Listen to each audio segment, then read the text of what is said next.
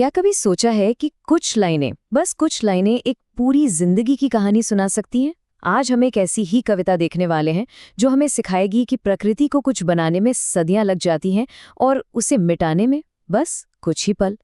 तो चलिए शुरू करते हैं ये काव्यात्मक यात्रा। अब ये कविता भले ही बच्चों की किताब से ली गई हो, पर इसका जो मैसेज है ना, वो हर उम्र के लोगों के लिए है। देखेंगे कि कैसे एकदम सिंपल से शब्द एक बहुत पावरफुल कहानी बना देते हैं। अच्छा, तो चलिए पहली लाइन से ही शुरू करते हैं। यहीं इसी पॉइंट पर इस कविता का दिल धड़कता है। सोचिए जरा, एक तरफ प्रकृति का दशकों का सब्र और दूसरी तरफ इंसान की सिर्फ 10 मिनट की बेरहमी। ये कहानी सिर्फ एक पेड़ की नहीं है, बिल्कुल नहीं। ये तो हमारे आज के समय का एक बहुत बड़ा, एक बहुत पावरफुल मेटाफर है। तो कविता की शुरुआत होती है पेड़ के बहुत ही धीमे लेकिन शानदार विकास के साथ। चलिए देखते हैं कि कैसे कवि अपने शब्दों से एक जीते जागते, सांस लेते हुए पेड़ की तस्वीर हमारे सामने रख देते हैं। इसकी पहली लाइन ही देखिए, ये हमें सोचने पे मजबूर कर देती है। आसमान को धकेलना, क्या कमाल की बात कही है। ये सिर्फ बढ़ना नहीं है, ये एक स्ट्रगल है, एक धीमी, लगातार चलने वाली लड़ाई। मतलब कवि ने पेड़ को एक वॉरियर, एक योद्धा की तरह दिखाया है जो हर दिन आसमान की तरफ बढ़ रहा है। और फिर कवि पेड़ को बाहें और उंगलियां देते हैं। सोचिए, इस पर्सोनिफिकेशन के जरिए वो पेड़ अब सिर्फ एक चीज नहीं रह जाता। नहीं, वो तो हमारी तरह एक जीता जागता प्राणी बन जाता है, जिससे हम एक गहरा इमोशनल कनेक्शन महसूस करने लगते हैं। अच्छा, तो पेड़ सिर्फ बढ़ता नहीं है, वो देखता भी है। वो समय का एक खामोश गवाह है, एक साइलेंट विटनेस।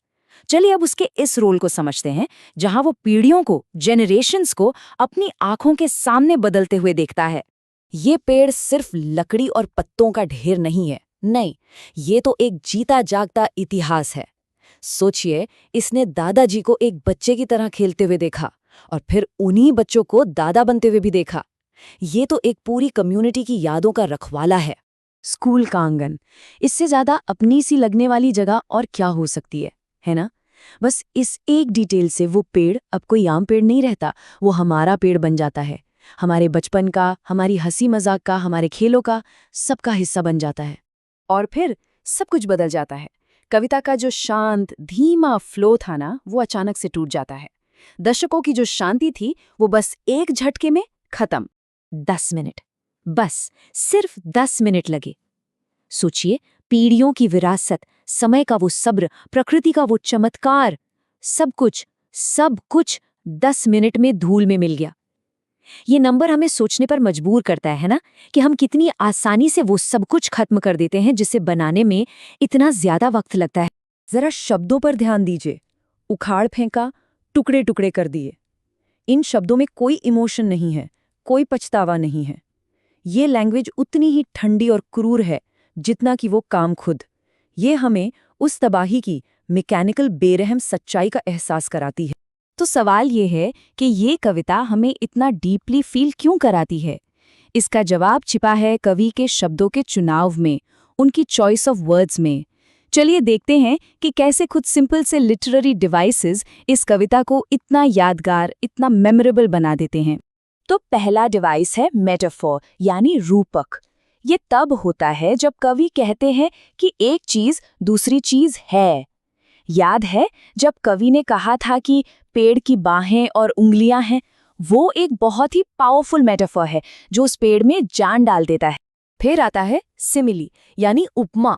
इसमें जैसा या की तरह जैसे शब्दों का इस्तेमाल करके कंपैरिजन किया जाता है, तुलना की जाती है। ये हमें दो अलग अलग दुनियाओं के बीच एक कनेक्शन देखने में मदद करता है। और कविता में इसका एक बहुत ही खूबसूरत एग्जाम्पल भी है। यहाँ देखिए, मेटाफर्स जो हैं वो पेड़ को एक स्ट्रगल करने वाला, जीता जागता प्राणी बनाते हैं। लेकिन मेरा जो पर्सनल फेवरेट सिमिली है वो है साल पत्तों की तरह गिरते हैं। वाह!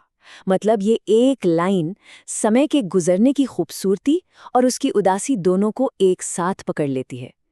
समय उतना ही नेचुरली और अनकंट्रोलेबली गुजरता है जैसे मौसम बदलते हैं। तो आखिर में इस कविता की असली ताकत क्या है? वो है इसकी सादगी, इसकी सिंप्लिसिटी। ये कविता ये साबित करती है कि सबसे गहरे इमोशंस को बताने के लिए बड़े-बड़े मुश्किल शब्दों की जरूरत नहीं होती। कुछ ईमानदार और बहुत ध्यान से चुने गए शब्द एक पूरी दुनिया बना सकते हैं और हाँ, उसे तबाह भी कर सकते हैं। तो इस बातचीत को एक सवाल पर छोड़ते हैं और ये सवाल सिर्फ पेड़ों के बारे में नहीं है, ये हमारे जीवन की हर उस कीमती चीज के बारे में है जिसे बनाने में सालों लग जाते हैं पर खोने में बस एक पल, जैसे कि भरोसा, प्यार, सम्मान और हाँ, हमारा ये ग्रह भी।